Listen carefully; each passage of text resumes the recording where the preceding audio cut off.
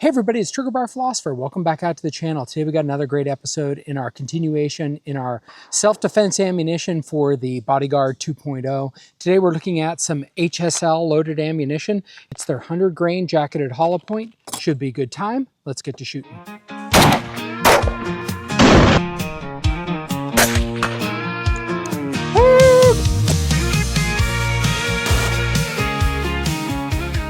Okay, so what are we talking about today? Today we are looking at this 100 grain ammunition from HSL Ammunition.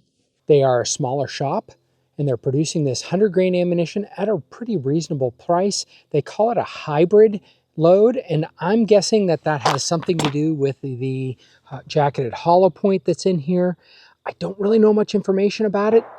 On the back of this box, and maybe that's just the container itself, it has berries on it. So I don't know if these bullets come from berries.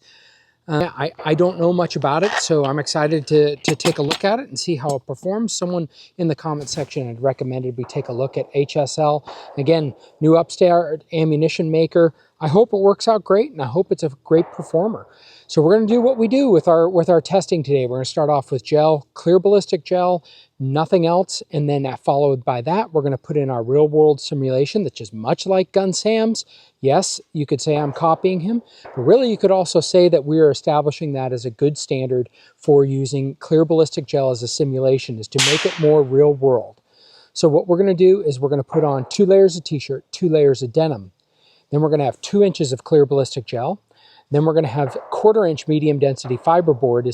Some people call it a rib simulation. Really what it does is it slows the projectile down so it performs more like what happens in organic gelatin. I have a test comparing clear ballistic and organic gelatin, and we get just a little bit more penetration with the clear ballistics than we do with organic gelatin, and a little bit less expansion.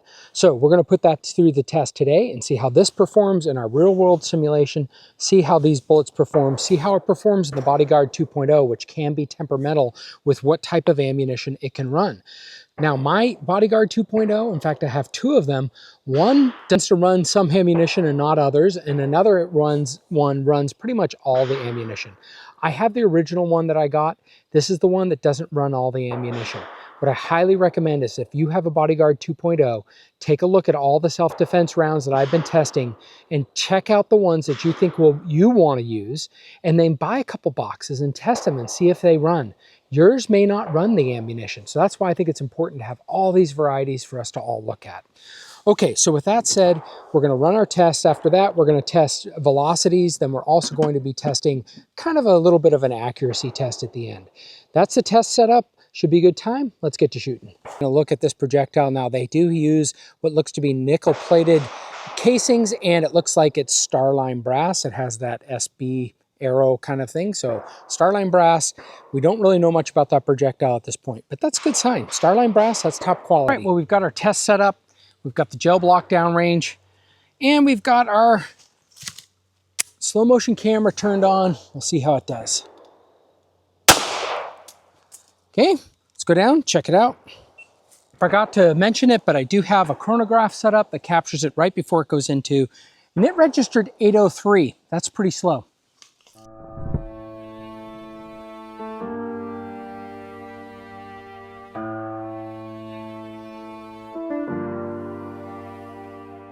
See that it came in up here? It actually went all the way out to 17 inches and then bounced back to about 15 inches. There's actually a wound track that's showing it in the next block. One thing that I noticed when I was doing clear ballistic gel versus organic gelatin is that the bounce back was actually a truer indication of where it would end up in the organic gelatin.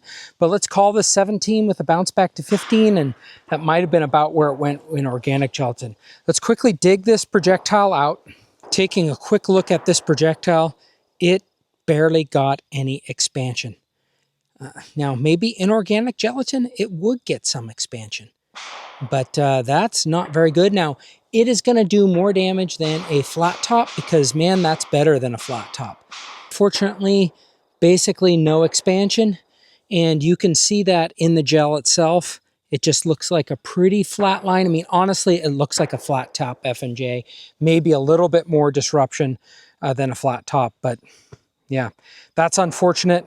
This may be around to test again another time when we have organic gelatin, but let's put up the rest of our test simulation and see how that goes.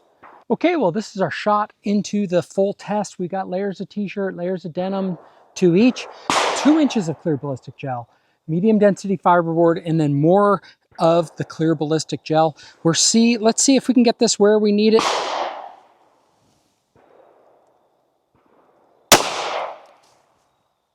I don't know. We'll go see. And we got 8:32 on the chronograph.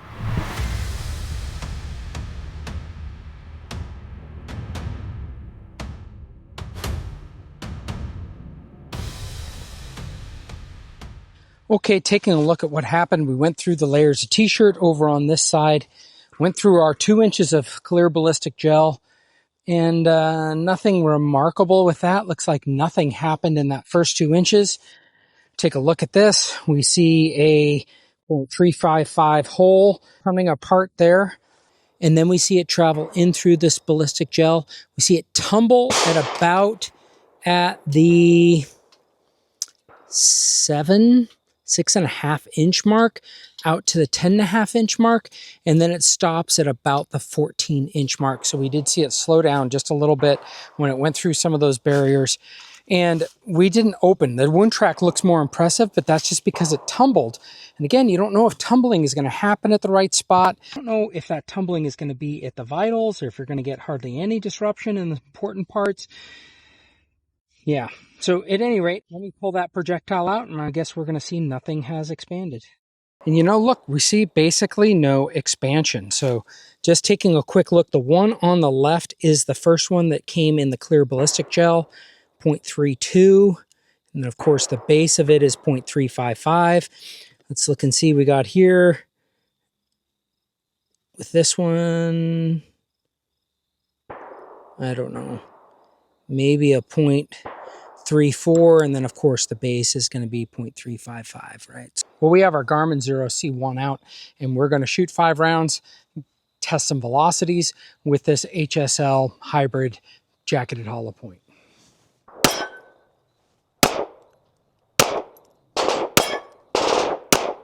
So we had a min of 788, an average of 807, a max of 821, extreme spread of 832, an average kinetic energy of 144, a standard deviation of 10.8. This is not hot loaded stuff. And I think that could be the issue. Now, this ammunition shot out of a little bit longer barrel like the Beretta or the Security 380 might have enough more oomph in order to get it to expand. But at these velocities, it's just not. Okay, well, we are at 5 yards. Let's see how this performs.